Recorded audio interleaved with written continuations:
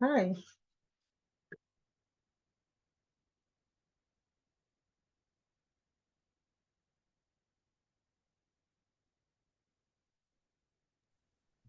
How are you doing today? I'm doing good, and you? I'm doing good. Okay.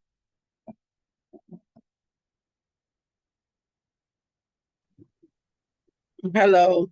You have on the right outfit. You need to pour out blessings on all of us so we can pass this test.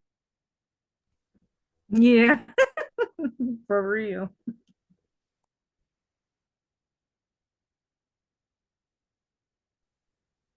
Are you new to the group? 'Cause I haven't seen you before. You mean me? Yes, ma'am. Maybe. I don't know. I think so. Okay. Welcome. Thank you.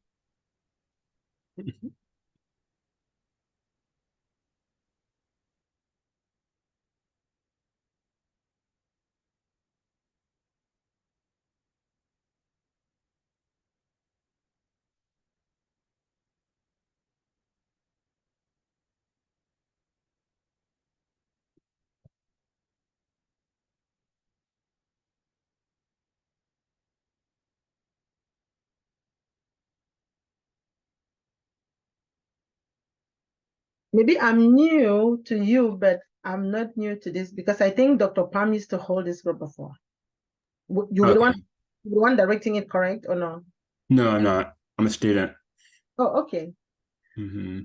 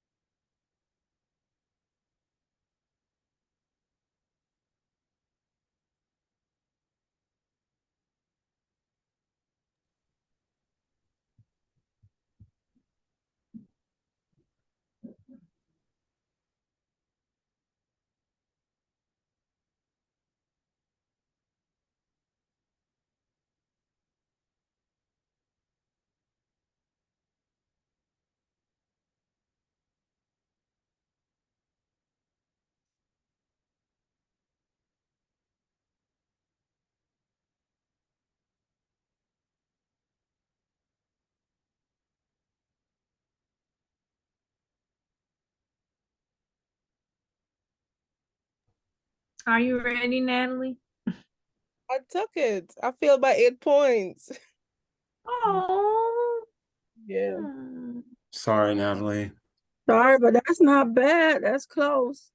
yeah, that's What not bad. That's what was not the hard bad. part? Where did you get stuck? Intervention. Mm. Oh, So did you try the assess thing? Like Dr. Pam said, did you do? Hmm. But it was those techniques. What do you mean, like the yeah. theories?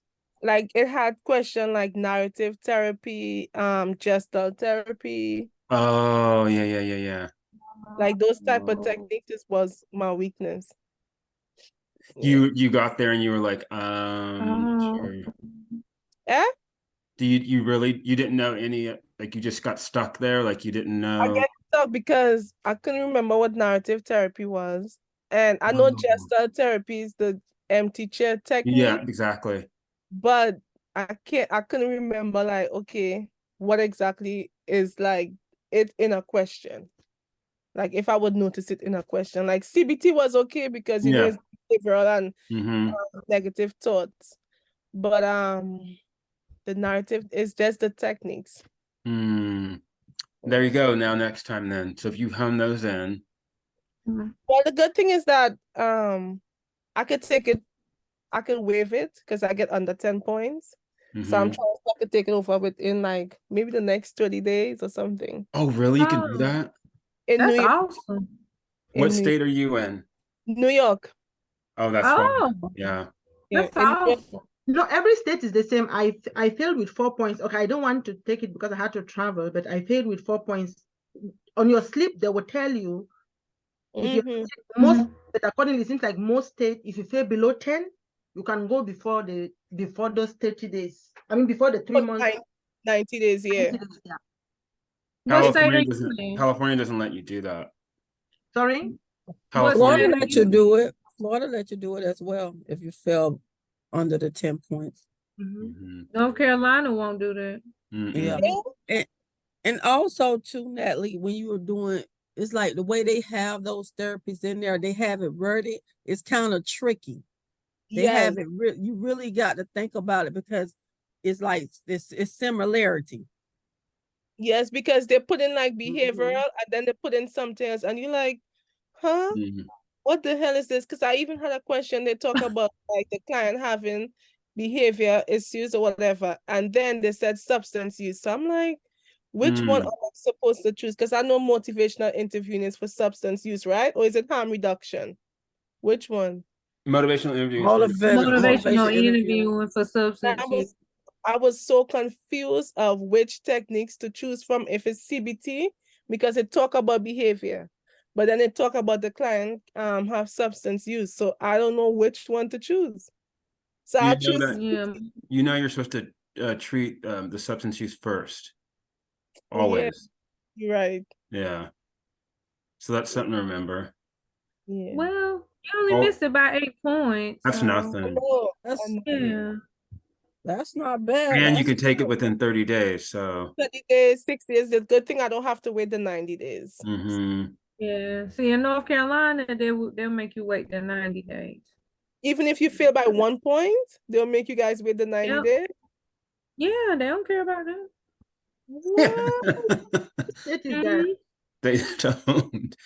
You Oh, know, No, they Dr. don't. Pam says that, and it's really it helped me a lot to understand that it's just to get this paper is just for you to bill in for insurance, right? So you go in the test with like I'm gonna go in this next time thinking like I'm going for my driver's license because you don't have that anxiety and stuff, and you're like, oh, it's just a piece of paper. no, But so all what I this do other next stuff. time, so like my next time moving forward, because I had my appointment on Friday with my medical doctor, and he gave me anxiety medication because I refuse to go back there and experience the same thing I keep experiencing every single time. Anxiety, and I don't sleep like the week of my exam. I never sleep. I The can't. week.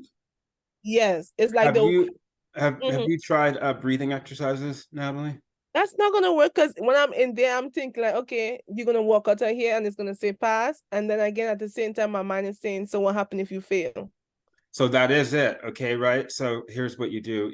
You do the breathing exercises. It's not gonna work, Lauren. So I have. They will. But okay, logically, here's what happens. Your body's in fight or flight, right?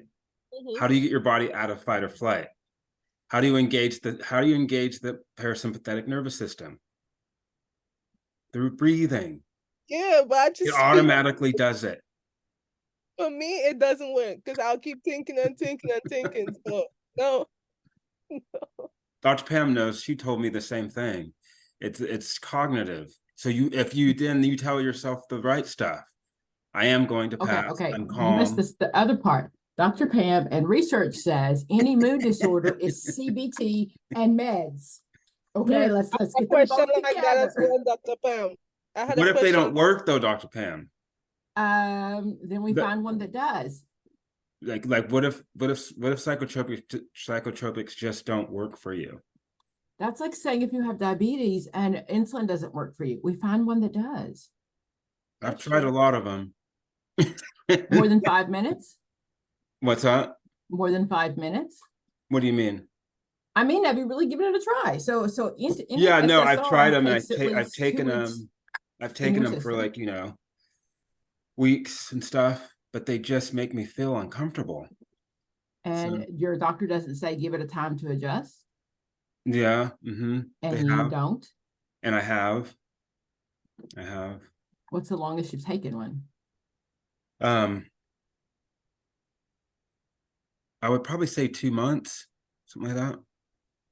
So I think like anything else. So I don't ever understand. First of all, hi everybody, and thank you, Natalie, for coming in. I might have been at home crying still, so thank you very much for coming in today. I actually didn't cry this much this time because the reason why I didn't cry because like my last score was 78.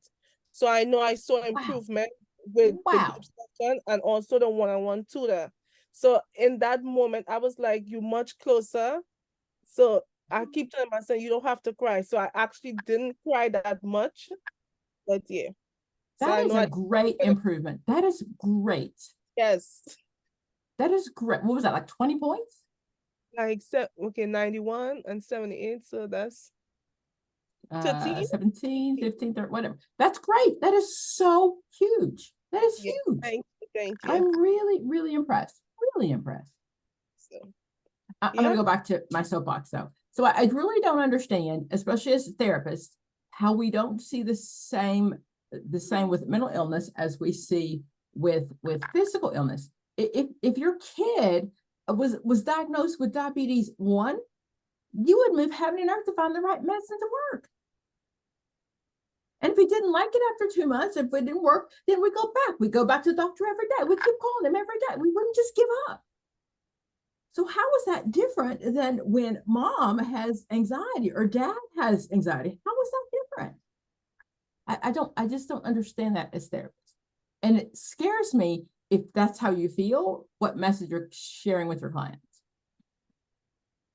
I just don't, we're the people that are the mental health experts. We're the one that says, you know, God made medication too. He can heal me through medication. I'm okay with that. He made doctors. He made psychiatrists.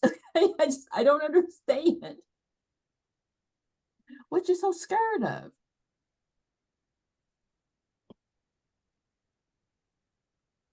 If we see mental health as a weakness, then how can we portray to our clients that it's not? Anyway, off my soapbox for now. So, Natalie, did you talk about the test? Yes, I surely like the questions or just talking about. Hold on, let me stop recording. Sure.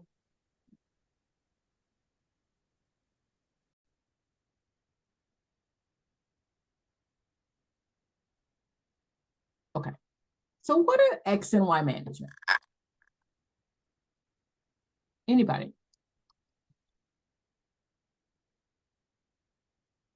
I mean, it's like it's there and I can't remember, but I know. Is it something to do with some classical something? It does. So when it comes to indirect practice has to do with both community and then how we run the agency. And what you're going to see in those is a lot of questions on how you run the agency. Okay. So you're right. X is considered my classical management style because it's been around forever and forever. Okay. You might see a term. Let me turn my transcripts on.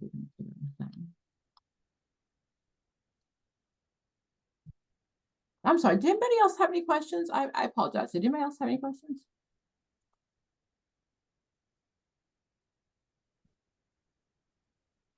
Okay.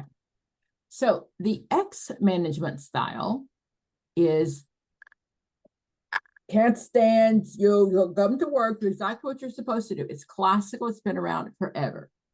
It's actually started, and this is just a piece of worthless history, but in the 50s and actually 30s and 40s, when we started having the GE plant, we started making like this whole kind of like everybody put their part and piece in, that whole like the line. What they found was that people worked harder on the line when their boss was around. So the X management is classical. It has been around forever and forever and forever. Show up, put your little widget in the widget hole, don't ask any questions, do what you're supposed to do, walk away and be happy. Be at your little spot at 10 all day, put your little widgets in, and we don't really care what you think. Okay, that's classical. Authoritarian, very repressive, tight control. We don't care what you think. Do your job. I live in Chattanooga, and we have the Volkswagen plant here. They've had 1,000 turnovers because it's a German company, and it's still ran by all the people in charge are still German. So I don't know if you know anything about the German personality style. They're not known to be friendly. Right? They're not. My daughter-in-law is Swiss German. No small talk. No, how are you? Very direct to the point. Their parenting style is children better figure it out. They're just not a warm, friendly population, and that's just kind of it is. So imagine, and again, so I live in Chattanooga. We're in the South, and everybody in the South, we kind of slow anyway. How you doing? We talk to each other, right? Okay. This style is very much opposite of what people hear. So that's why we've had such turnover. Now it's been like 7 or 8 years it's been here, and you've got a crowd that stays. But you have to be in your slot at the time. The parking lot is 3 miles long. It is. It's a huge company, but you have to be in your spot at that time. And you come in and you do your work. You take a break. You come back. You do your work. No questions asked. Even I have friends that are engineers that have worked in higher management, but they still go to Germany to be trained. Because that is how Volkswagen runs. That is the way it is. And there are no questions asked. Okay. Great turnout. We turn out cars like you would not believe. Are the employees always happy?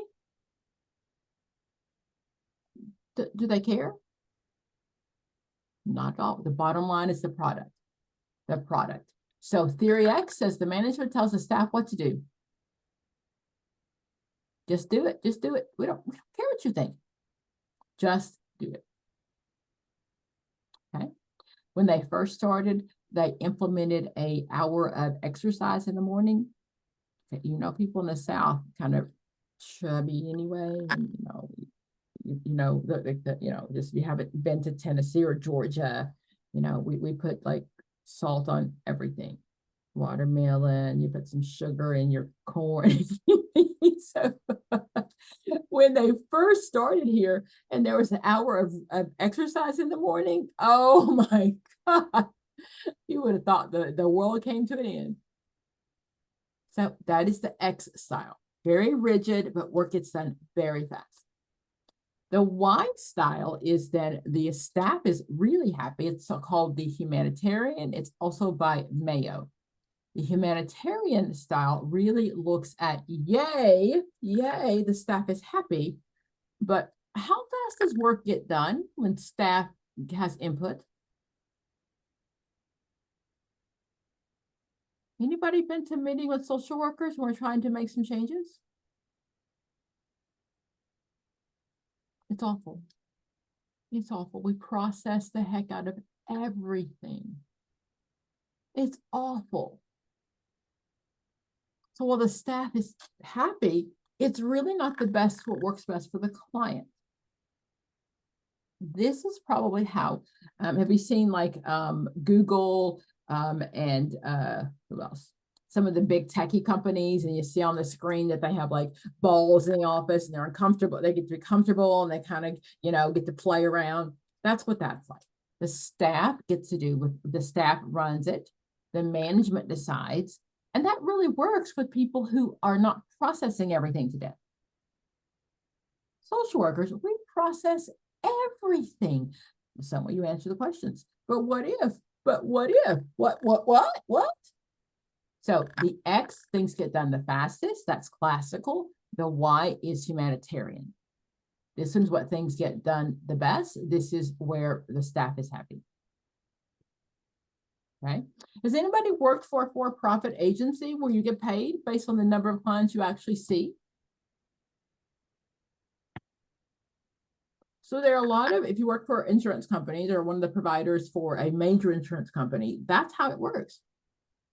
So you're supposed to see 6 clients a day. There's a template. You fill in the template, right? Everybody gets the same thing. But if you go over that, you get paid for it because it's very structured. This is what we do. This is how you do it.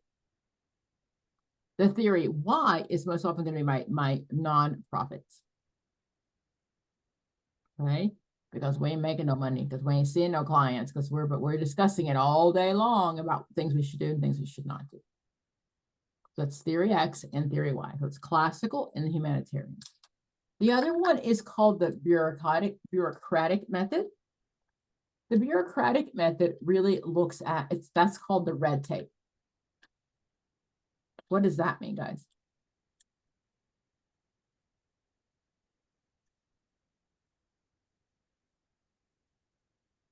Anybody work for you? Lawrence, you work for a big company, don't you? For the county. Okay. So are you treated like an individual? Mm-hmm. What do you mean? Well, they give me a lot of autonomy, and there's not any micromanaging. Okay, okay. If you need something, if you need pencils, papers, pens, you can just go buy it and it's okay. No, it's there for us. Oh, you are very lucky then. Very lucky. So most often, if we look at Weber's, and that's the bureaucratic method, that really looks at going up the chain of command. And whenever you see a question about talking about going up the chain of command, this is where it's coming from. Okay. So if you're a hospital, oh, Jacqueline, you work for the school system. Yes. Can you just go buy a computer and ask them to pay for it later? Nope, what's it like when you work for a big school system? You got to go through a whole lot of red tape to get whatever you want. I might get that computer next year. Absolutely. And it's gonna cost 3 times as much as you went and bought it if you want it in Best Buy just yesterday. Absolutely. So that's the problem when you work for a large system. I work for the state of Georgia. Okay, so I could run to Best Buy, buy the top of the line computer, Dell, right? Maybe pay, maybe $600 or $700, maybe, right? Bells and whistles, everything, have it tomorrow. That's not how it works in the bureaucracy. You got to go up the chain of command. I have to put in an order for a computer. I have to make sure, get permission from my boss first. And then I go back to IT, and IT says, what do you want on your computer? No, I want it to work when I turn it on. I don't know what I want. I don't know how many gig. I don't know. Okay, so after we spend like 6 weeks trying to figure out what I want, then it has to go back to my boss, my dean, and then we can only order from Dell. Right, and the price Dell sells it to us is not the retail price. It's like 17 times markup. Then when it finally comes in, it goes back to my boss first, back to IT. IT has to program it with things that are okay for me to use. And then it finally comes back to me. A year later, I get the computer that I wanted for 3 times the price that I could have gotten from next door. Oh, and by the way, my state of Georgia does not support Apple products. So if I want an iPad, they won't pay for that.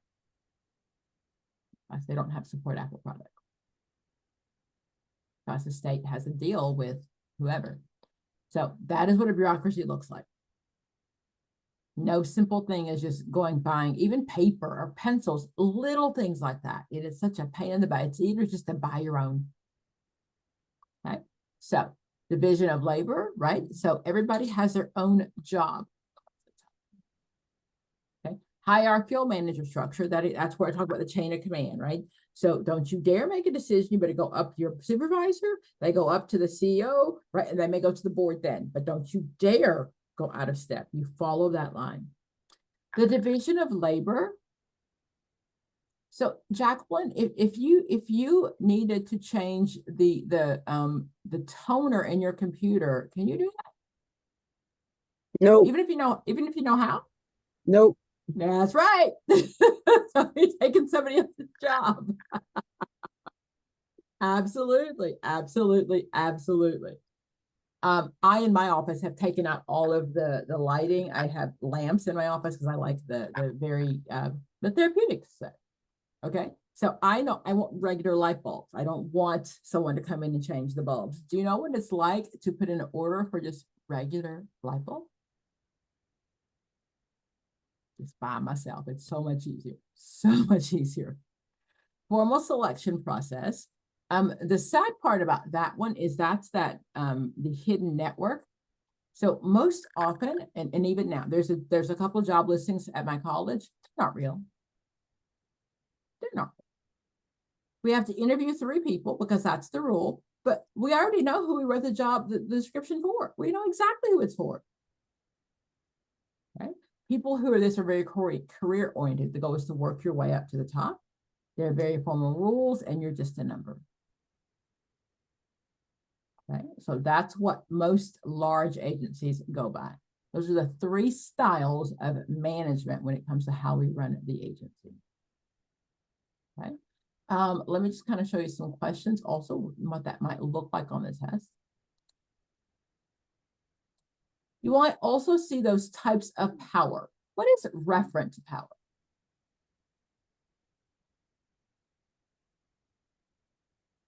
R-E-F-E-R-E-N-T, reference power.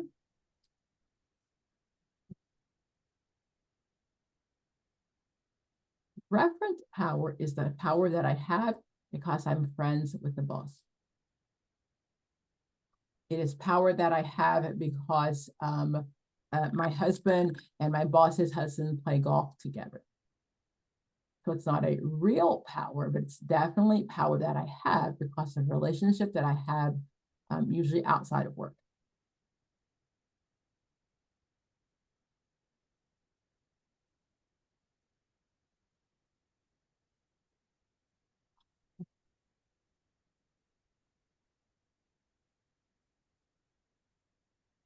Like I said before, when it comes to indirect practice, most often we think community and we think, oh my gosh, I can't stand community. But it's not only community, it really is then how we run the agency. The assumption is that at some point that you will be running the agency.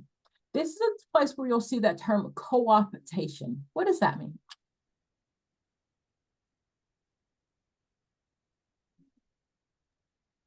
Cooperating with another agency. Okay, that's a social work term. So it's cooperation between 2 agencies. Why do we do that?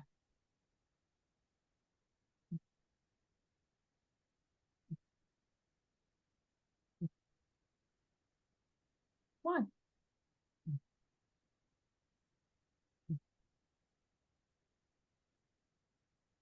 Anybody?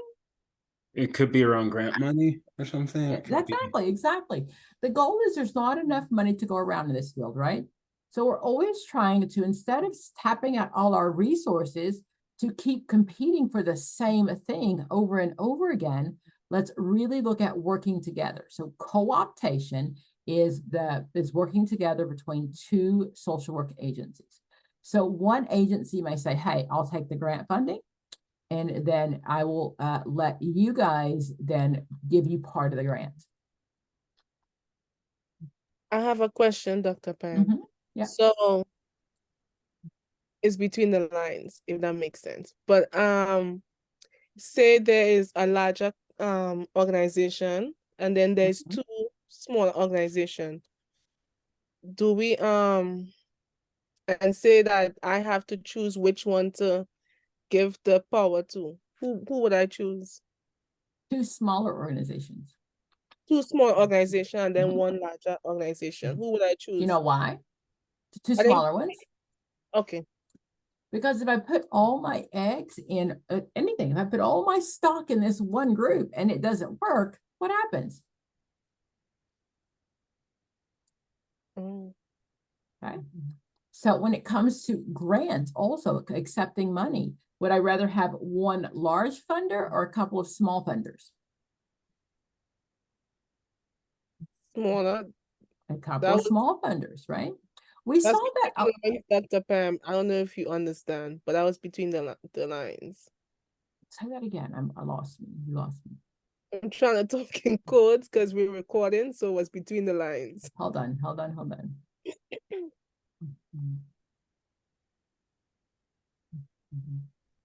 Okay. If it were a test question and the test question said to me, which would be better? Okay. So I'm gonna talk about COVID.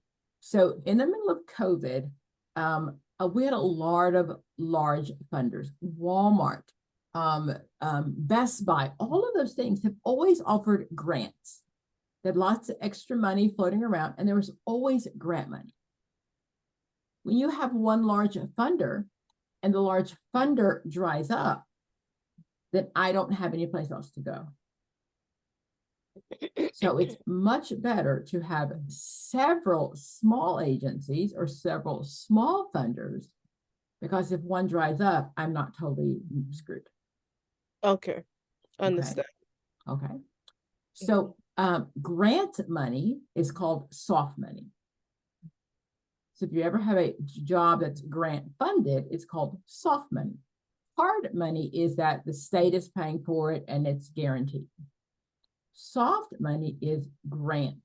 So you always want someone who is able to write grants on your staff. Grant writing is considered expertise power. So if it comes to laying people off, I'm not going to lay off my grant writer. Okay, because she's got some expertise that other people don't have. Okay. So it's always better to have several small funders than one large funder. Also, let's talk about in general when it comes to the board. The board of directors, what do they do? Buddy. The board of directors, they assist in in the smooth running of the agency. What did you say? Just repeat what you said. Assist in the smooth running of the agency. So do you, every agency has a board of directors. I would imagine even where you are, have you ever met the board? No. They really don't. They don't. So if you're going to be, and I always suggest if you're padding your resume, be on the board of some agency. All it really is my cronies, my buddies will be on my board and I'll be on their board. Okay. So you don't get paid. Yeah. The main goal is to hire and fire the CEO. So the CEO has someone they have to answer to at the end of the day. I have a client that I was tutoring, he passed, but I was tutoring, and he was working for an agency, which is a large agency, and they had several satellite locations. But in this particular satellite location he lived in, they did not have a board. They were out of money. They were writing payroll checks that bounced. The board prevents that from happening. That's what the board does. The board is going to say, where's this money going? If there's not enough money, we always talk about the board is responsible for money. They're not going to write a check. They're everyday people. I'm on several boards. I cannot afford to fund everybody. But it's more of a quid pro quo. If you're on my board, I'll be on your board. Okay. So if they're running short for a nonprofit, there's going to be a fundraiser. You see all the time in the paper about the Boys and Girls Club had a fundraiser and all these important people showed up. Right? Whenever it's a nonprofit, they're going to hold usually annual fundraisers. And if money's running really short, they're going to hold another fundraiser. But I am not writing a huge check. I'm getting all of my friends, I'm getting all the people that I'm connected to come and support this agency. Okay. But the board of directors doesn't do anything. Most people don't even know the board. They don't know the employees. They could care less of who you are.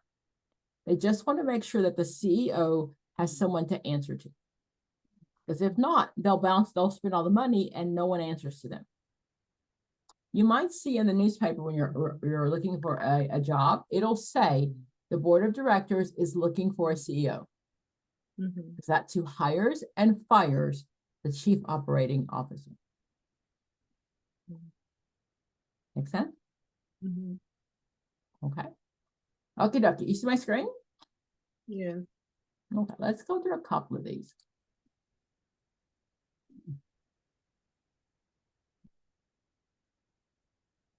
Number 4, look at that one, Natalie. Okay. Read it The loud most effective method of ensuring future funding for an agency is to, so it's the most effective, right? for future funding. One, write proposal to enlarge foundations. To make broad-based efforts directed at attracting many small contributions. 3, concentrate on attracting a few large private contributions. 4, sponsor a concert. So the question said the most effective method of ensuring future funding. Fund agencies too. So I would take out D, sponsor a concert. Right. That's a one-time event, right? Or can we guarantee that's going to be there forever? No. Good. I would take out 3, concentrate on attracting a few large private contributions. Right. So it's between 1, write proposal to large foundation. 2, make broad-based efforts directed at attracting many small contributions. So I would choose 2, make broad-based efforts directed at attracting many small contributions. Yes, you would. Yes, you would. Yes, you would. Very good. Very good. Very good. Number 5, I like this one. Okay. Volunteers? I'll go. Thank you. A major obstacle to use a major obstacle to the use of information systems and objective data to assist administrators in improving is the Say the question. What's it asking me? a major obstacle to the use of information systems. Which means major obstacle to the use. So how do you overcome information systems? what are information systems? Ways of like electronic information. There we go. That's it. That's it. That's what I'm looking for. Okay. So using electronic data, using things where we input in the system, right? All of the big systems. I imagine that your state uses a system, or your county uses a system to keep up with the technology, and everybody can see everybody's technology, or everybody can see other people's notes if they have access. That's what it's asking. What's the biggest obstacle? I think the biggest obstacle is Read all 4. Lack of technology, 1. 2, lack of applicable information. 3, lack of administrator skills in using information properly. And 4, clarity of social work ethics. What can I rule out? I can rule out 3. Okay.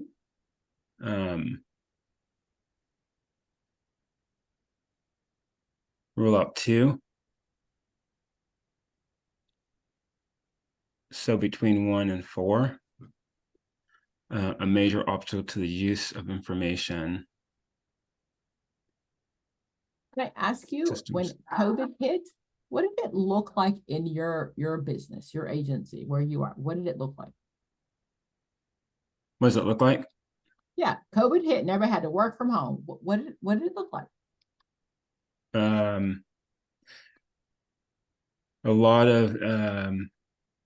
had a lot of Zoom meetings, and we also had to there's a bunch of emails going back and forth.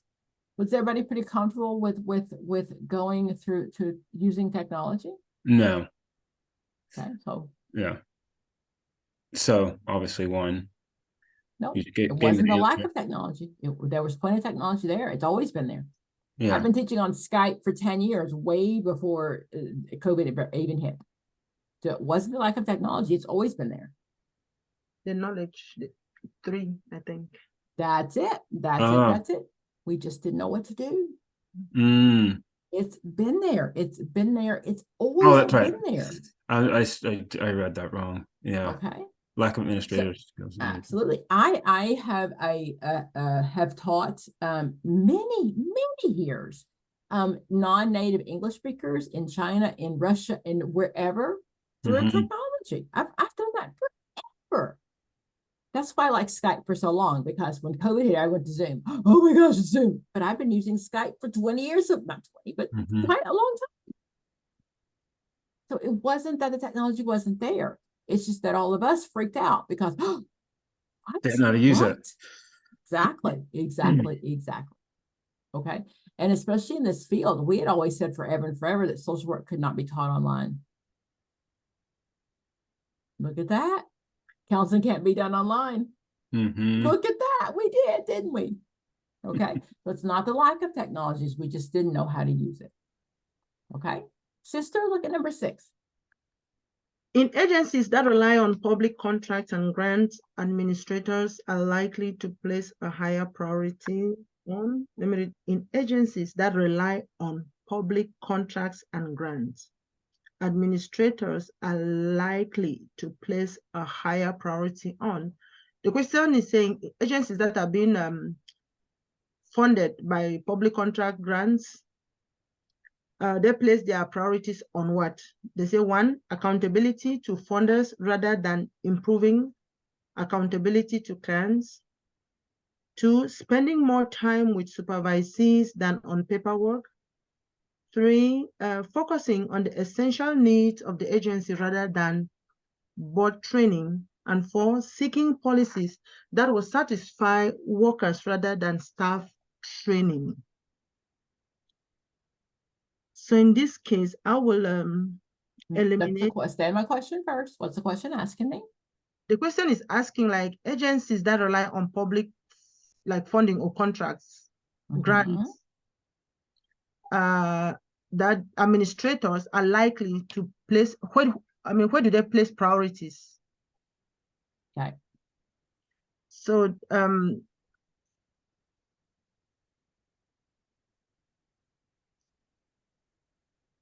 okay, I will eliminate spending more time with supervisees than on paperwork. I will eliminate 2. Okay. Then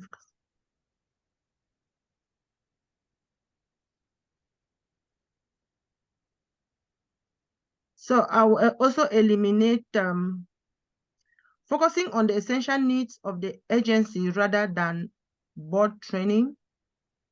Okay. So 2 and 3 are out. Yes. And then between 1 and 4. Yes.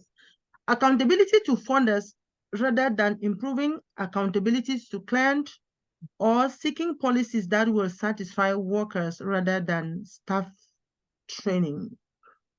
Go back to the question. Between 1 and 4, go back to the question. Which one answers my question? Okay. Administrators are likely to place a higher priority on.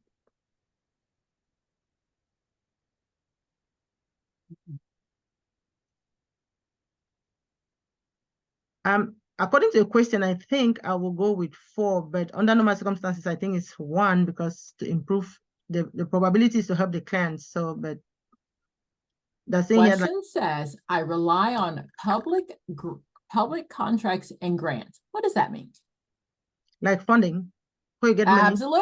Absolutely. So if that's why I reply, if that's how we get paid every week, then what's my priority? Will be on satisfying workers. It will be C, 4. Not, it is on 1. Wait, okay. If the question talks about money, my answer has to talk about money. Okay. It doesn't make it okay, does it? No. But if we want to get paid, if all of my staff wants to get paid, I have to make sure that our funders are happy. Yes.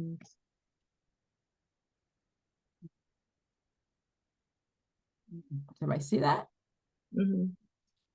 So if again, I own a business, if my staff wants to get paid, I need to make sure that my clients are happy, because that's how my staff gets paid. All right. Okay. Make sense? Mm-hmm. Okay. Rochelle, you are with number 7. Because of an unexpected upsurge of migrant workers during the summer, the director of a small social agency must cancel August vacations. He expects that the decision will be met with resistance and dissent Not to happy. engage staff. Yeah, to engage staff effectively, he should. So the question is talking about something unexpected happened with migrant workers during the summer, where okay, so what happened? What happened? It was an upsurge. Exactly. So okay, anybody live in Chicago? Have you been watching the news in Chicago? Mm-mm. Okay. So in Chicago, there has been this okay, Santos from Florida took the bus and dumped a whole lot of people in Chicago. Okay. So now we've had all these migrant people that are now in Chicago. Okay. So do you think any of the social service agencies are taking a vacation right now? No.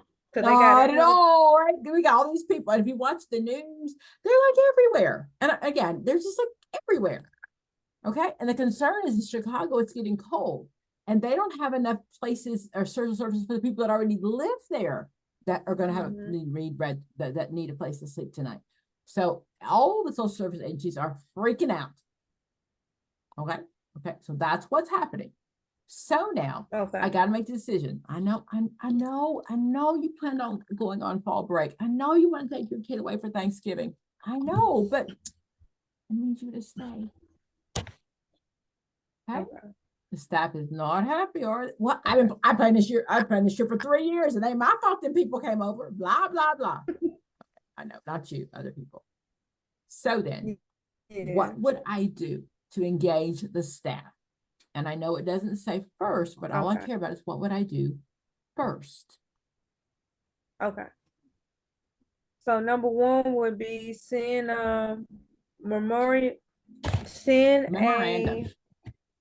memorandum to the staff describing the change and the reason. 2, hold a general staff meeting where the issue is noted as an agenda item. 3, discuss the issue with subordinates and allow for questions, alternative possibilities, and objectives. 4, disencourage dissent with the informal structure by asking the supervisors and informal leaders to meet with the director.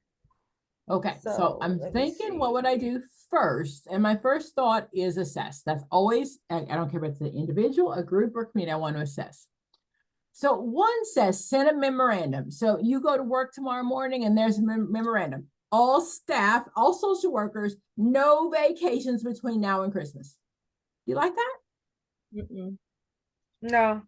Haven't you got those memorandums? And you're like, ooh. Okay. Yeah. 2 says hold a general staff meeting, right? So I'm going to talk about the weather and all the new employees and all this stuff. And oh, by the way, you can't take any time off at the end of the meeting. You happy about that? No. Okay. No. So now you're between 3 or 4. Okay. What would I do to engage the staff? Both between 3 and 4. I would go with 3. It's your assess question, isn't it? I don't care if it's a community, an individual, a group, whatever. I just want to gather more information. Let me talk to you. Hey guys, this is what's happening. Okay, you got any other choices? What do you think? 4. No, 3. Well, 4 is telling them to shut up. 3 is the answer. 4 says discourage dissent. That means to shut up. I don't care what you think. Oh no, 3. 3 is my assess answer. Does that make sense, everybody, of how we got there? I thought Rochelle said 3. I thought she said. She said 3, and I said yes. But I thought I was wrong because she kept on talking. No. I apologize. Yes, that's the right answer. Yes. That is your assess answer. Absolutely. Hold on. I'm going to turn on my. Yeah. Can you hear me okay? Can my microphone closer? Is that better? Yes, ma'am. Okay. Yes. So that was back to your question, Natalie, earlier. It doesn't matter who it is. I'm still going to try to make sure I have all the information before we do anything. Okay. Most of the questions are really about assessing, not actually intervening. There really are not a lot of questions about how we intervene. They want to know, do you know that we keep asking questions? That's what we do. Okay.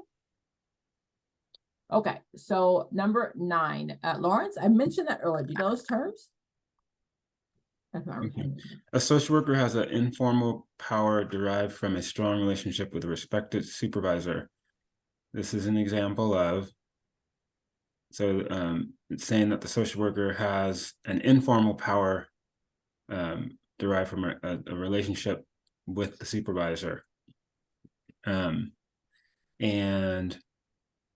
Which is this an example of?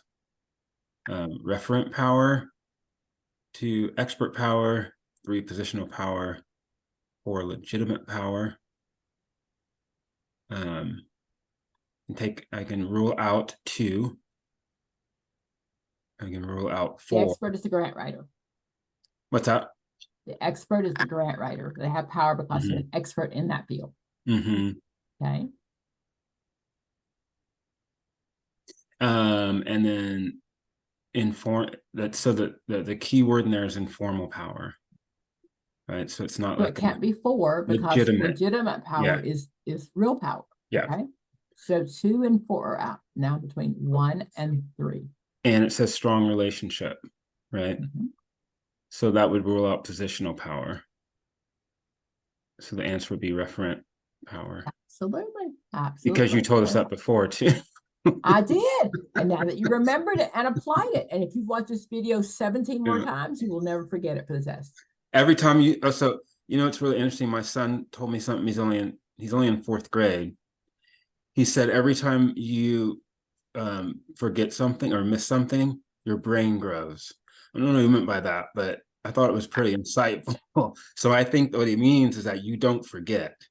Like basically, like you will remember that, right? Your brain automatically makes you remember it. So you see it again. I'm going to tie that into a theorist. Okay. So Piaget said we learn because things look similar. Assimilation, right? And then when Dr. Pam says, no, that's not the right answer, your schema has to make room for the new information. So you have to accommodate, make room for new information. So that's what your son said, just in test terms. Absolutely. Absolutely. Thing is, you have to be calm enough during the test so you have your brain function way to remember this stuff. Or you have to just be confident that you know what you're doing. So confidence decreases anxiety. Yep. Okay. I do a lot of public speaking. And do I get anxious? Yes, I sure do. But when I am there, when my anxiety kicks in, I know what I'm doing. I've rehearsed this speech 1,000 times. So even if I'm like stammering for the first couple of minutes, I've rehearsed it. When I write a speech, I speak it to my phone and I listen to it. There are words I'm going to say, but I still listen to it over and over and over and over. So when I get there and things don't start up like I want to, or I like forget a step, I still know what I'm going to do next because I've prepared my brain for it. Confidence decreases anxiety. Yeah, absolutely. Okie dokie. Jacqueline, do you know number 10? A factor that contributes to the development of a groupthink mentality within a policy-making committee is. What is groupthink? Basically, we all think alike. Like if I chose A, Natalie will come and choose A as well. I got it. Is it a good thing? No, not at all. The problem with the group think is if Natalie is wrong, nobody's going to challenge her because, oh, well, we all chose A, and group think is like, no. So we always do, and if you see my other videos, older videos, you know that I hate Chinese food. I still hate Chinese food. And I go to work, and when I first started my job, I'd go to the Chinese restaurant. There are no Chinese people in North Georgia, by the way. None. Okay. It was nasty. It was so nasty. I didn't say anything because I was new. Only one that looked like me. I just moved to the area and I just kept my mouth shut because I wanted to blend in. That's a group thing. Okay. So the boss says, oh, hey, let's do this. And you're all thinking, oh my God, it's the worst idea ever. If one person says this is stupid, then somebody else will say something. Okay. Very good. Very good. Okay. So then 10, Jacqueline? Okay, A, empathy, 2, hostility, 3, competition, 4, amicability. I'm gonna rule out 1 and 2. And I'm left with 3 and 4, and I'm gonna choose 4. What does that mean? That's mean we're in agreement. Or at least can we all just get along? Yes. Absolutely, absolutely. I mean, I really like you, but I won't keep my mouth shut so we can all just get along. Okay. Now look at number 11. A board function that is inappropriate except in rare instances is, so it's a board function that is inappropriate except. Okay, 1, fundraising, 2, policy formulation, 3, monitoring day-to-day activities, 4, establishing new organizational goals. A board function. So it's talking about it's talking about the board functioning level, I believe. Okay, but it's inappropriate except. So 3 of these things are things that I would do.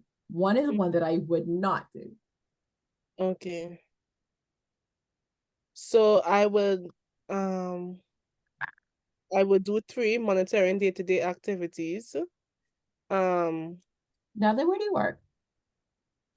I work with a nonprofit Jewish board organization. And who's on your board? I don't know. The whole point. You have never seen them. They do not monitor day-to-day activities. So that means my answer is 3. Absolutely, absolutely. They do fundraising. If there's a policy that has to be changed, if there are new goals, if your boss messes up, they're there for her. But they don't know you. Okay. I'm sorry, as cute, as nice as you are, they don't know you. Do you know them? No. Exactly.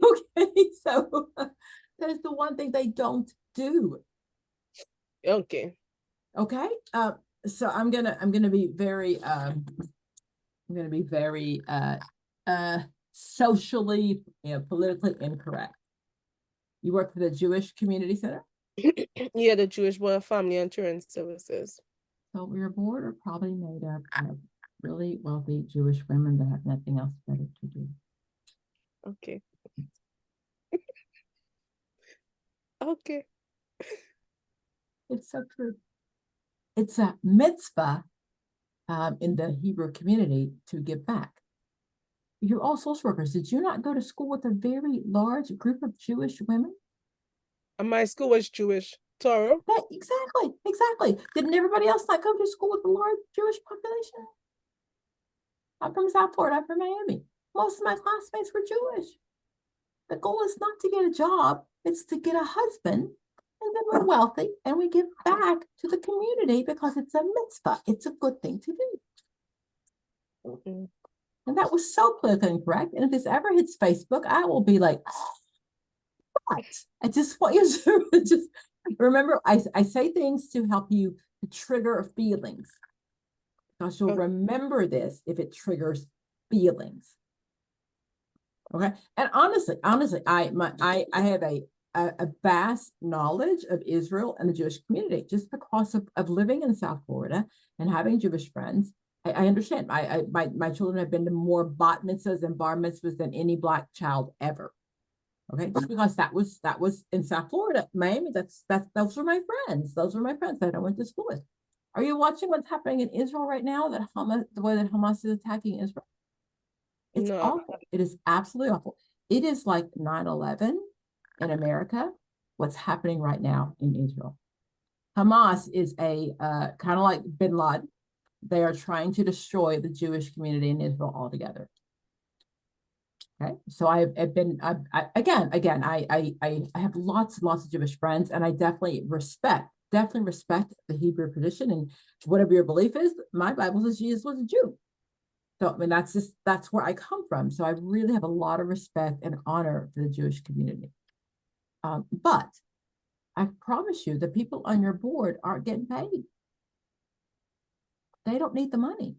And your board, probably if there's money short, they're just going to write a check. Okay. I'm sorry. And I did not say that. Okay. And if I offended anybody, I'm sorry. I can have this conversation with my Jewish friends and no one be offended. But it's like inside the Black community, there are things we can say and things we can't say. Inside the Jewish community, there are things that are okay said inside the Jewish community that you cannot say outside the Jewish community. But it was definitely what happened. And please go back, because I think it's your job. Your job as a social worker, your job as a person to understand how other countries are affected. So what happened is when Hamas, it was total surprise. It's a Jewish holiday. They came in, and again, they're radical Muslim community. They're radical. They believe that all the Jewish people should be killed. And what they did is they actually, if you watch the news, not only did they come in, but they also like parachuted in communities where like mom and dad are living. And what they did is they then kidnapped and killed. They killed the men, and they kidnapped Jewish wives and mothers and babies. And they took them back to their territory, so that prevents the Israeli army from them bombing. Because if my people are there, I'm not going to bomb. And again, if we go back again, so just based on my own religious beliefs, so right, just to go back to Moses and the promised land, that this is the promised land that was supposed to be for this community. So it's a war that's been going on forever and forever. But this was totally unexpected, the same way we had 9/11. So be in prayers for people that were same way with us, right? Living our regular life, and 9/11 happened. And again, that's not all Muslim people, but it's a radicalist part of this community that wants to get rid of all Jewish people. So just sad. It's just really sad and scary. Okay, that's my soapbox for today. Please, really, get out of your own box. Get out of your own box.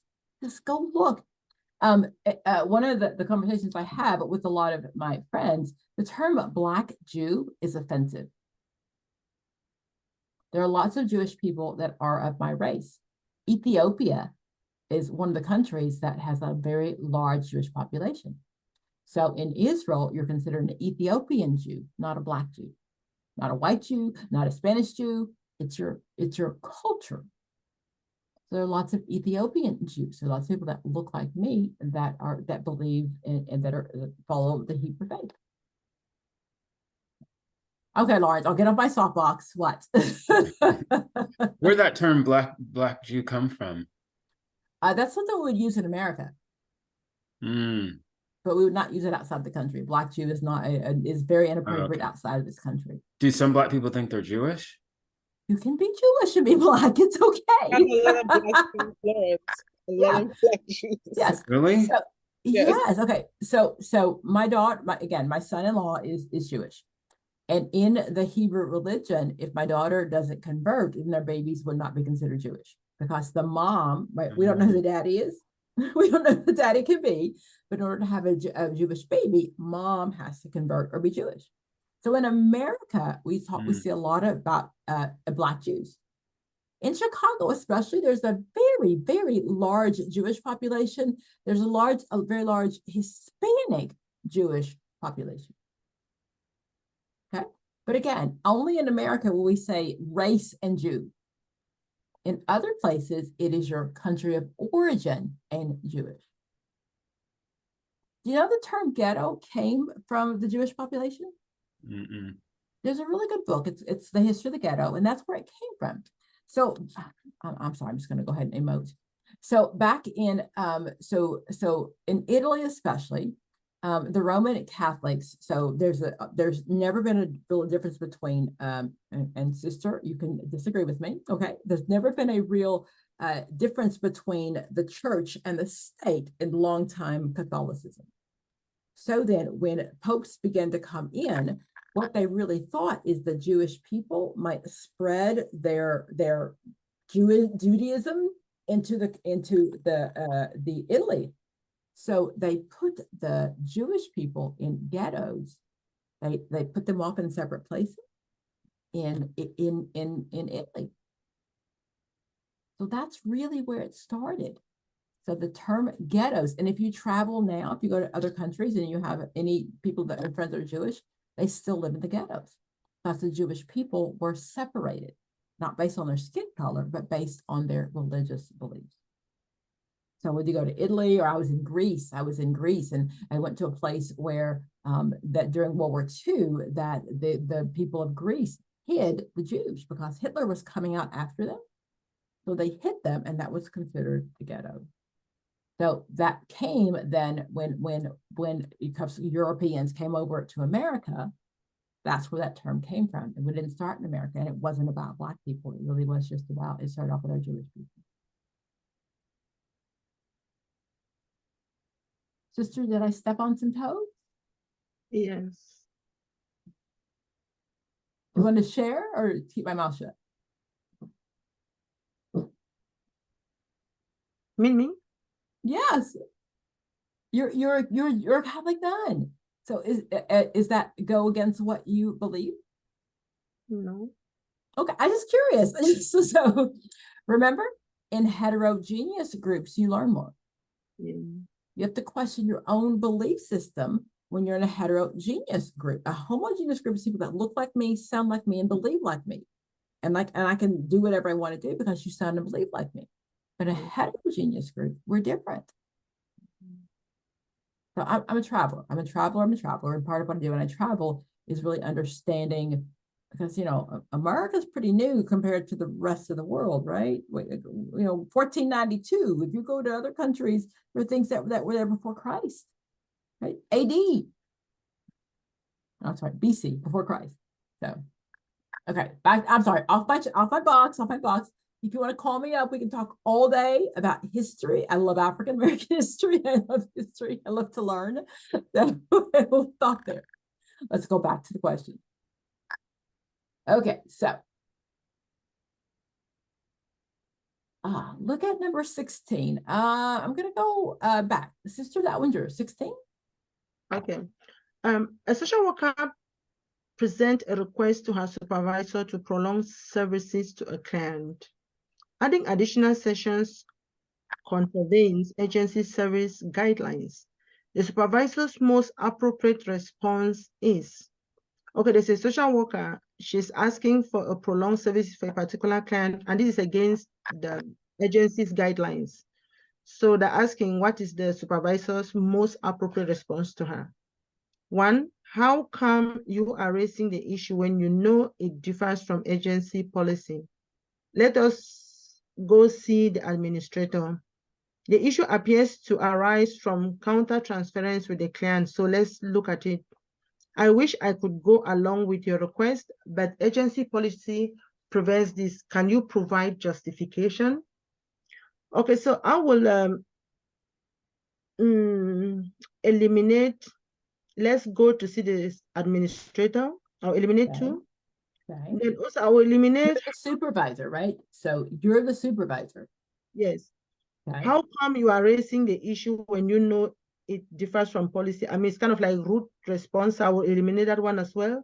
Then between 3 and 4, the issue appears to arise from counter transference with the client. So let's look at it. Or I wish I could go along with your request, but agency policies prevent this. Can you provide justification? I won't Between go. 3 and 4. Yes, 3 will be the appropriate answer, because 4. Go back to the question. Where do you see countertransference? Let me see. The supervisor's most appropriate response is. But where do you see anything in the question that the therapist's feelings are getting in the way? No. So it can't be 3. No. Okay. The only reason that I was kind of like going with 3 is because they're asking, like, I feel like the aspect of can you provide justification? So that's the best answer, okay? Because they're asking for more, and there are more sessions, and she's saying, hey, this is not our policy. Tell me why you want more sessions. Okay. Okay. And I don't like that answer. That's not my favorite, but there's no countertransference. It doesn't say that I really like this client and I want him to have more time because I like him. Okay. I can't prove that in the question. No. And that's always the issue, is going back and proving it in the question. Okay. Can you see,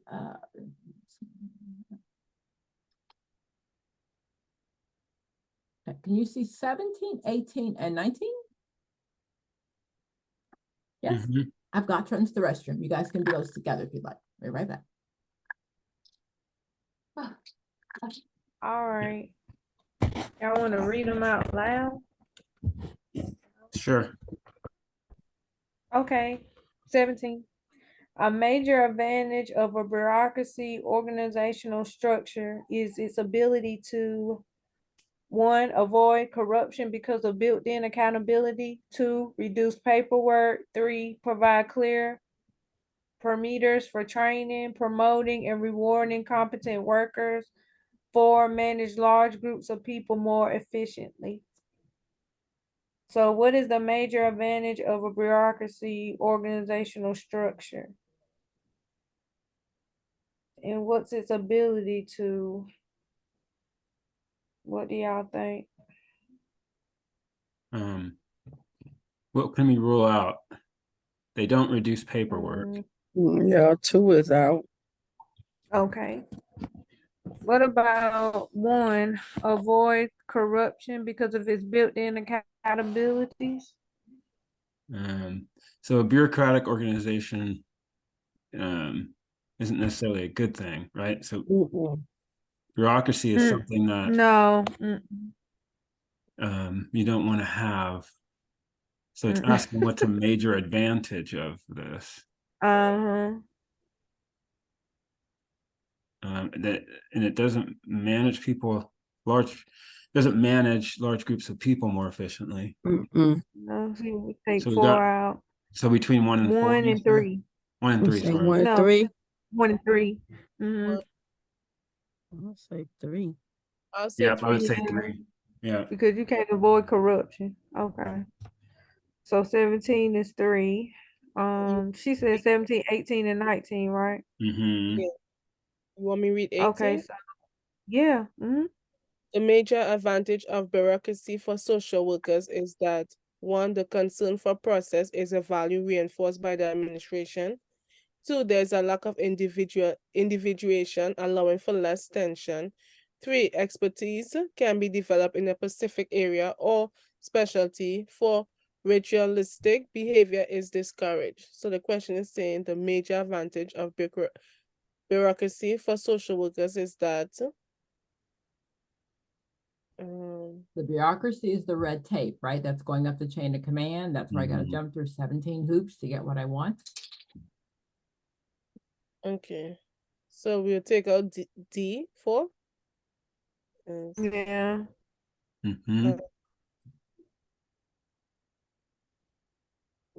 Take out 2. 3 and 3. Okay. 3, expertise can be developed in a specific area of specialty. Okay. So it's between 1 and 2. You said take out. So why did you take out 4? I can tell you there's no reduced paperwork. Jacqueline, how much paperwork is there if you want to get a pencil?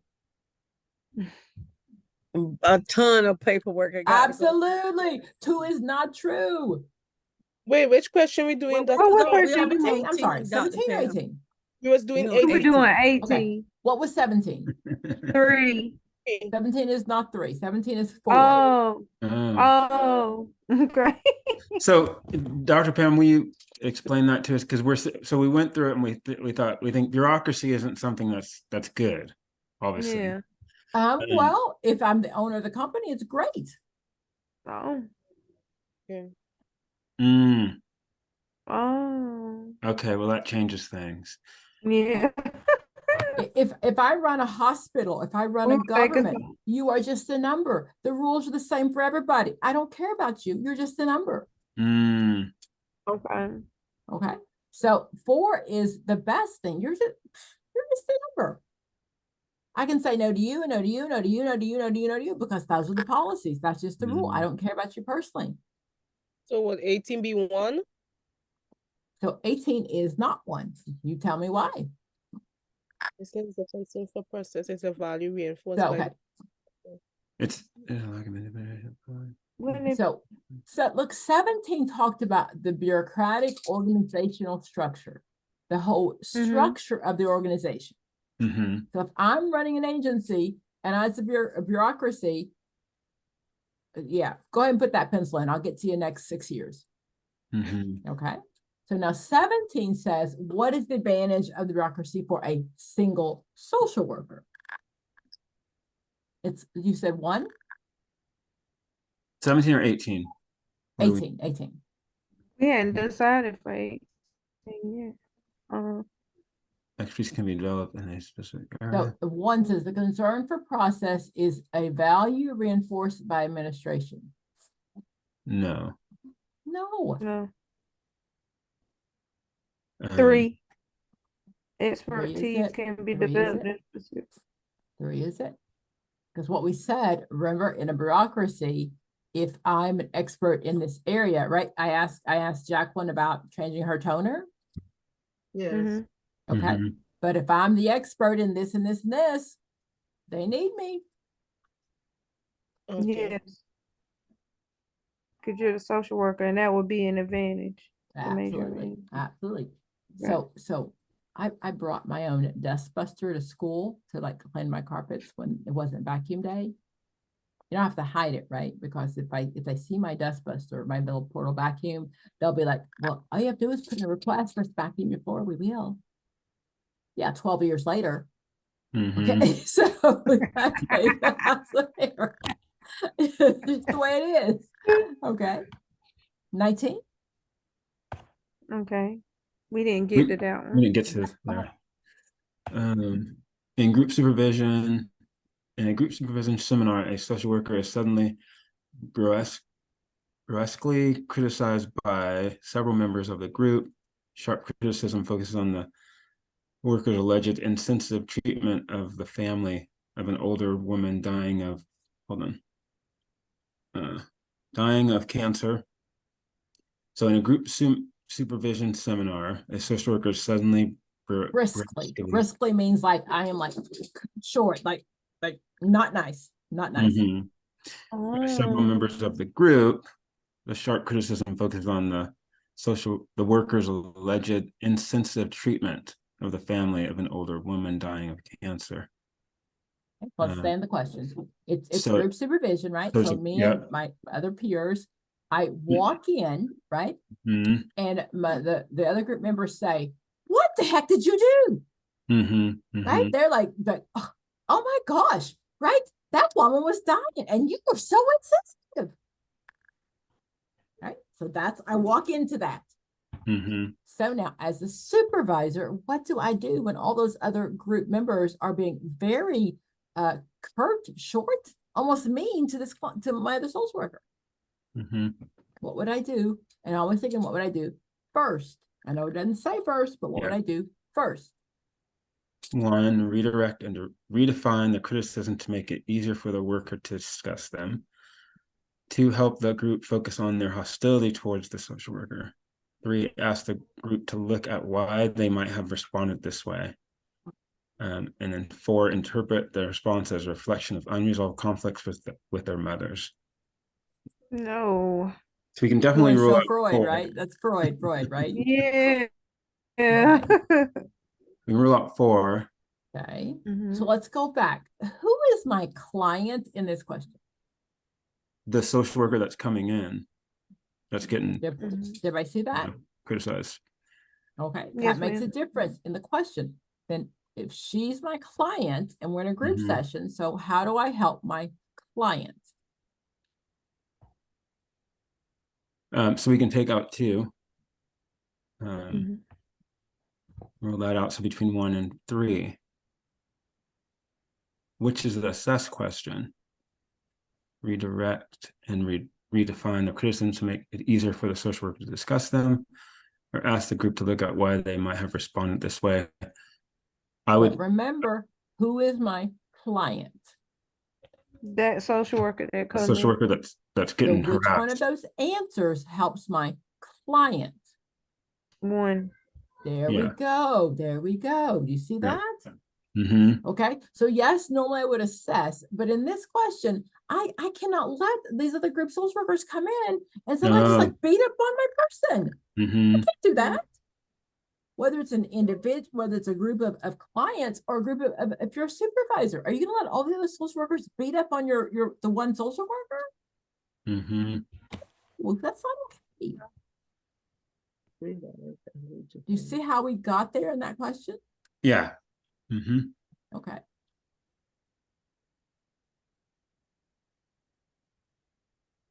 "22. An administrator wishes to seek compliance with agency rules and regulations. The least effective plan." So this talks about the styles of how we run an agency. They're very much the same as how those parenting styles. So the laissez-faire means fairly lazy. But literally what it means is that I trust that the people can do what they're doing, so I don't have to be on their back all the time. Right? A fairly laissez-faire means that my staff does what they're supposed to do. I don't have to have them under my thumb. However, if it hits the fan, I know how to stand up. Okay. So the reward system is, hey, hey, you did good. I'll give you a roasting. I'll tap you on the head, right? You're good.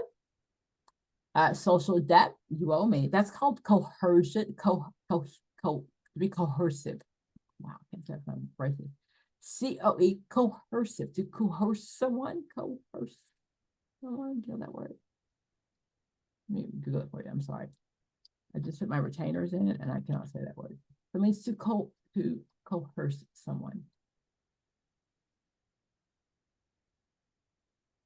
Okay.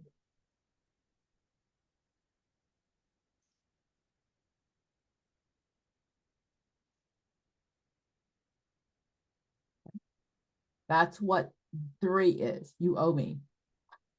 And 4 is I'm going to punish or deprivation of rewards, which is the least effective.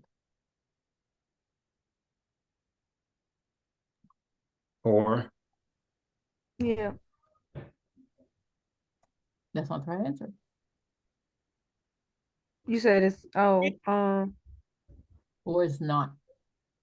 2, laissez-faire democracy. Because laissez-faire in French means like you do as you want. Yes. Let you do whatever. Absolutely. Absolutely. So- Absolutely. So punishment and deprivation of rewards is not effective. It is effective. this is the least Oh, it is effective. effective. You've never had a boss say, if you But don't it's get the this least done. effective. Oh, by the way, Lawrence, how much do you make on the weekend? Oh, during the on call, I didn't find out.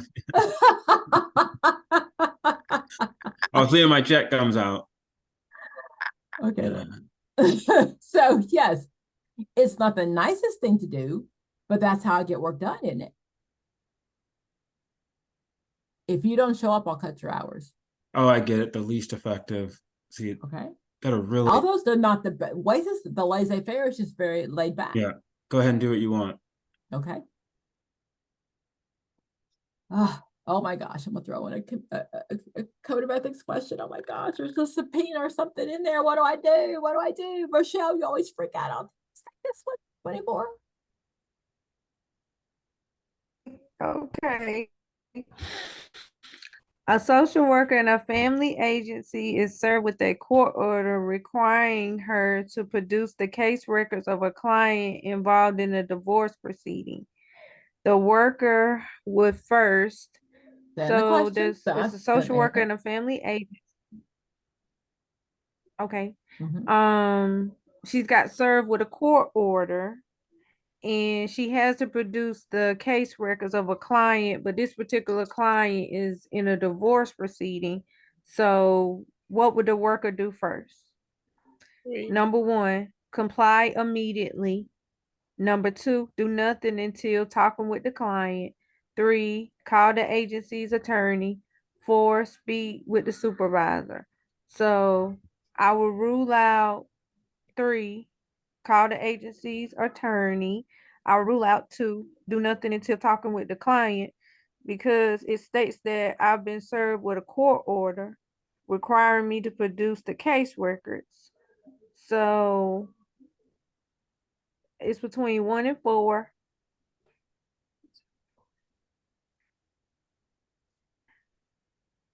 It's between 1 and 4. Speak with the supervisor or comply immediately. So I'm gonna do 1. I'm not gonna comply. Oh Lord. I I'ma never speak with the comply. supervisor If I first? go to court, I'm going to say, Your Honor, this is privileged information. So the answer is 4. Now tell me why. What words in the question prove to me that 4 is the best answer? Okay, Anybody? let me see. Oh, okay. Family agency. I ain't see it when I first read it. By my supervisor, she was going to tell me. Dr. Pam, so Uh-huh. the reason why question 3 is not the answer, is it because it's a chain of command, you talk to the supervisor? Absolutely. Oh my, can you imagine that? Going to call the attorney and you didn't run it by your supervisor first? Okay. She's gonna kill you. Yeah. Yeah. Okay. So Okay. if it didn't say a family agency, and this one was really easy. No way do I ever comply. If I get a court order, the first thing I'm going to say is, Your Honor, this is privileged information. A court order is for the records. They want the records. I'm not going to show up and give them records ever. That's right. The subpoena is when My voice. yes, and Okay. oh gosh. But neither one of those am I ever going to show up and just start talking. Never. Oh, I'm that's going to right. claim privilege. Right? I'm going to say, Your Honor, I'm going to say all those things before I even start talking. I am never going to comply just because I was asked. And this question particularly, I work for an agency. The answer was 4, you said? The answer is 4. Okay. Lawrence, if you get a court order and you go to court or call the attorney without running it by your supervisor, what would happen? Probably get reprimanded. Absolutely. Mm-hmm. So this is following the chain of command.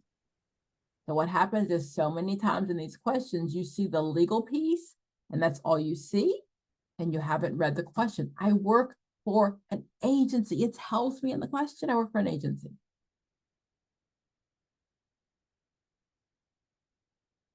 Don't be scared when I see court order. And keywords like agency means chain of command. Absolutely. Absolutely.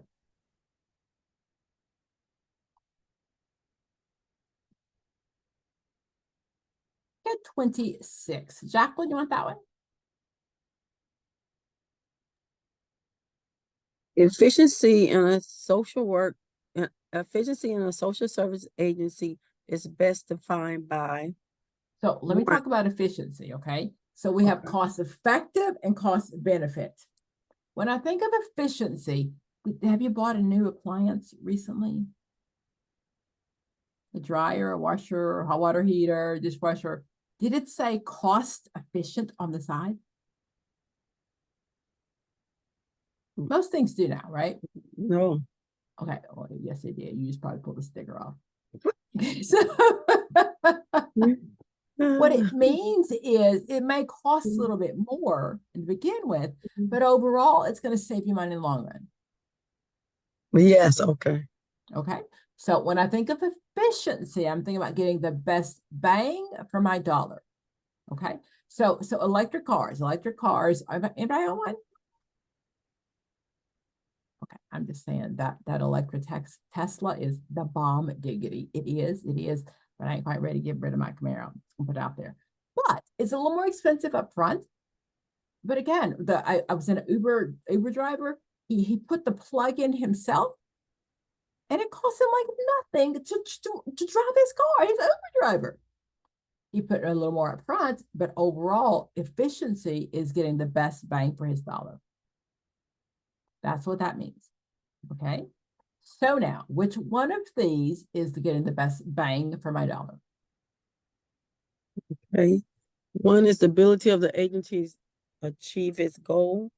2, zero-based budgeting.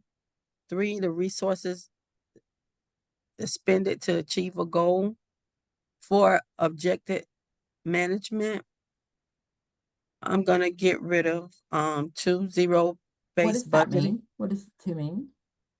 That's where they're starting at. You're basically starting at 0.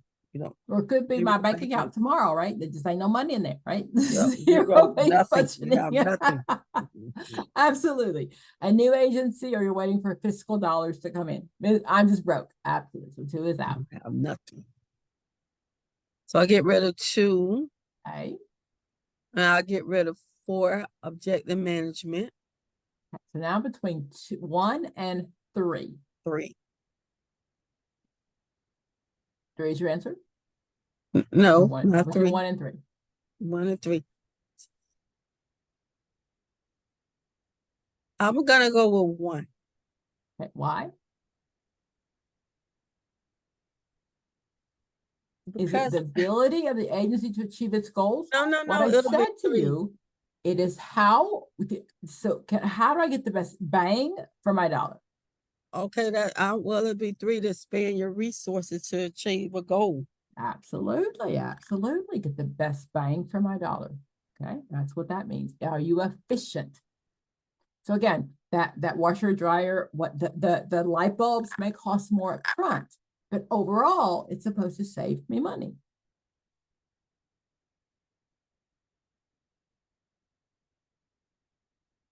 '29, sister.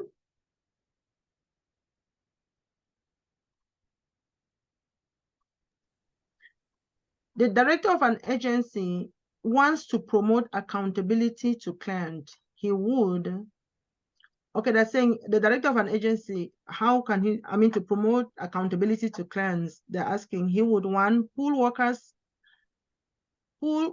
about whether they are providing the contract services, secure information directly from the client's population, structure monthly meetings between supervisors and the agency executives, or 4, monitor services expenditure and staff use of time. So the first one that I will eliminate, I'll eliminate 3, structure monthly meeting between supervisors and the agency executive. I will eliminate that one. Then and I'll also eliminate monitor services expenditure and staff use of time. I'll eliminate that. So between 1 and 3 and 4 are out. Yes, between 1 and 2, Okay. pool workers about whether they are providing the contracted services or secure information directly from the client's population. Go back to my question. What's the question asking me? The director of an agency wants to promote accountability to clients. So which one of these approves that we do what we do to clients? And then I think I'll go with 1, pool workers about whether they are providing the contracted services. So sister, I'm going to say, of course I am. Sorry? I'm going to say, yes, of course I am. I'm doing exactly what I'm supposed to do. Does that mean I really am? I didn't get you, sorry. So the question says, I want to prove that I'm accountable to clients. Right. Who should I ask? The counselor or the client? The client. What's my answer then? The answer will be 2 then. Secure. Absolutely. It's Okay, about the client. Did I mention to you it was a reading test? Did I mention that today? Okay. So again, it's accountability to the clients. Ask the client. Don't ask me because I'm going to tell you I did my job. But it doesn't matter if I think I did my job. If the client thinks that I didn't, that's the problem.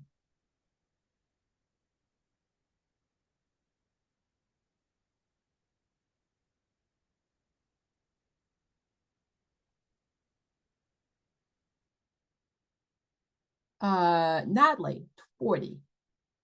Don't say anything. Okay. A social worker is consistently late. Hold on. I can't see the question that clearly. Sorry, go back to the top.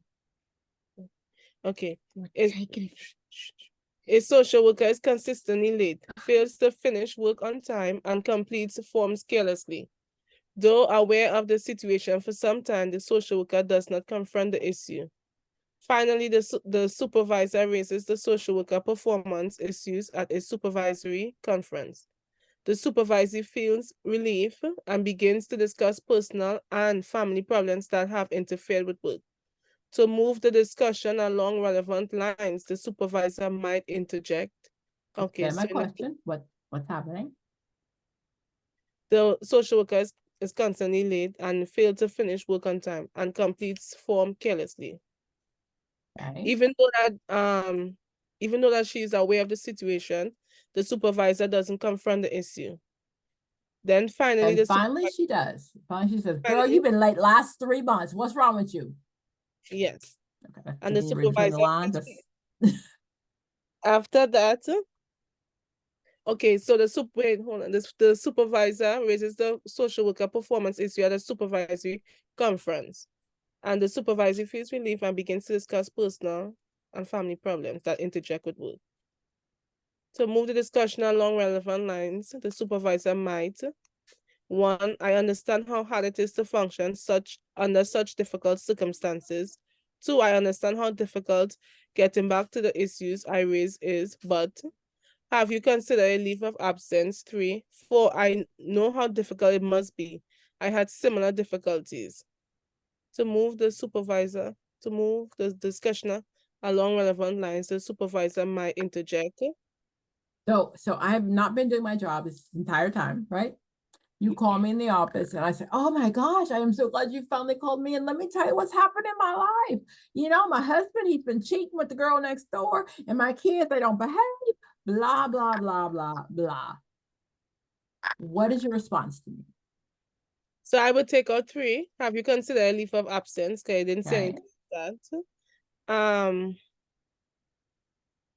I would take out 4. I know how difficult it must be. I had similar difficulties. That's self-disclosure. So 4 is not, there's no need for that right there. Okay. Now between 1 and 2. Okay, so 1 is saying I understand how hard it is to function under such difficult circumstances. 2, I understand how difficult getting back to the issues I raised, but I would choose 1. Why? Because the supervisor is discussing, like, she feels relief and begins to discuss personal and family problems that might have interfered with work. Tell So me the about your supervisor supervisor, Natalie. acknowledging. Eh? Tell me about your supervisor. What is your supervisor like? I really don't know. The reason why I say I don't really know, because like I had an incident like not last week, the week before, where a client threw water in my face. And when I called my supervisor, she was laughing. And I had to ask her what was so funny. So I really can't say how is my Yes, you supervisor. can. Did your supervisor, was she loving and caring? In the beginning. In the beginning, but not after. With this particular incident, was she loving and caring about your No. problems? No. So what's my answer? It's nice and all, but get your job done. So then the answer would be 2. Yes, it is. Yes, it And don't do that, baby. I ain't your mama. I ain't your friend. I am not your buddy. I'm your supervisor. All I really care about, and even in social work world, is did you get your job done? Okay. I know, because that goes against everything we've ever believed in. From the supervisory position, I want to make money and keep my job. I'm sorry your dog died, cat died, husband died, whatever. But did you turn your notes in today? Understand. Does that make sense for everybody? That's how we answer the questions. The Code of Ethics says a supervisor has 3 roles: to educate you, to teach you the roles of the agency, the administration part, and the 3rd part is to be there for support for countertransference. But it's not about you. It's about the client. Nowhere on this test does anybody care about you. Did I mention that before? Nowhere at all. I am sorry. And the code of ethics, we talk about so much about self-care and take care of yourself. If that were really important, that'd be a test question. But it's not. It's not a test question. There's not one test question that says, how are you today? If your stuff is getting in the way, you'd seek countertransference. If it's really getting in the way, then you need to go seek therapy. But your supervisor cannot tell you to seek therapy. Sorry, I'm sorry. I'm just trying to teach you how to get this little sheet of paper. When you're a supervisor, you can change it. But to get this sheet of paper, that's the rule. Okay. I gotta let you go, guys. Other questions? Oh, you'll get this set of questions with the answers. I'll put them in the chat box later on. These are, again, this is indirect practice. It has more to do with supervision. On my LM and my LC, the assumption is you are the very best social workers, that you are either going to be the supervisors, whether you're now or in the future, you're going to come for a supervisory role. 3 roles supervisor. If you have countertransference, you can come to me, but I don't care about how you feel. All I care about is how your feelings get in the way of helping the client. I'm going to educate you. I'm going to teach you CBT, teach you whatever I need to teach you for my agency. And the third one is I'm then going to make sure you understand the rules of how this agency runs. And my priority supervisor is the agency, not you. I'm so sorry. I know in the fantasy world, the supervisors are kind and sweet because they're social workers. Not for the test. Okay. Okay. Okay. Natalie, are you on my schedule this week? Sure, tomorrow at 8 p.m. Okay, I'll see you then. Okay, bye. Good night. Bye, guys. Okay. Good night. Thank you, Dr. Green. Bye. Thank you.